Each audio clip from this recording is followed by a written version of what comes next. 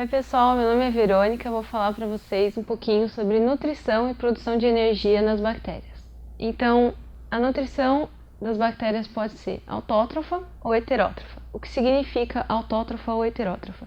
Significa que na verdade essas bactérias são capazes de produzir o próprio alimento ou não. Quando elas são capazes de produzir o próprio alimento, elas podem ser fotossintetizantes ou quimiosintetizantes. Fotossintetizantes, elas vão usar os fótons provenientes da luz para começar todo um processo e produzir o alimento delas. Então, dentro das fotossintetizantes, nós temos as sulfobactérias e as cianobactérias. Tá? As sulfobactérias, elas usam ácido sulfídrico em uma das etapas da fotossíntese delas, tá? Para produzir, então, o alimento. As cianobactérias, elas fazem a fotossíntese que a gente conhece nas plantas e nas algas, tá? Então, elas usam a água na etapa que as sulfobactérias usariam o ácido sulfídrico, tá bom? O que é bacana saber e lembrar, na verdade, as bactérias, elas são procariontes, então elas não têm divisão de membranosa dentro delas, nenhuma organela.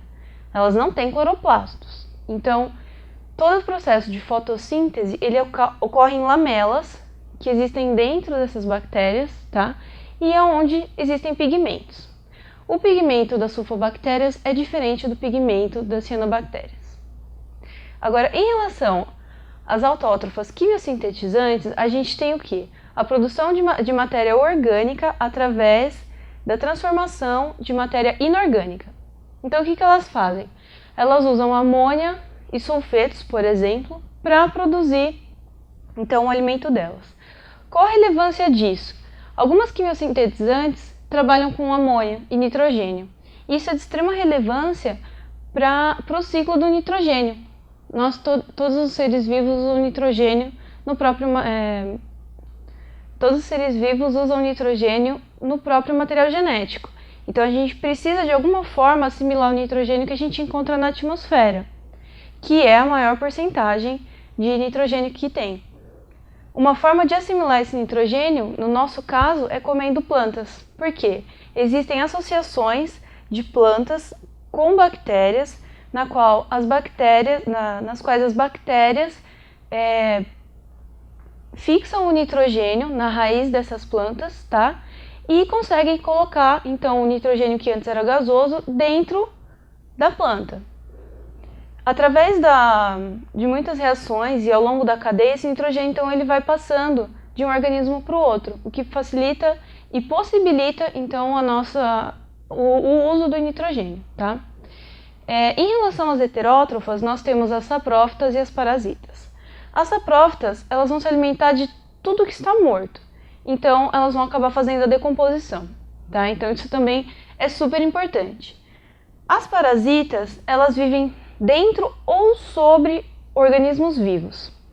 Por que eu coloquei doenças aqui com um ponto de interrogação? Algumas dessas parasitas podem causar doenças em humanos, por exemplo, mas nem todas são patógenos. Algumas parasitas auxiliam, por exemplo, no nosso processo de digestão. Então, não necessariamente elas causam doenças, tá?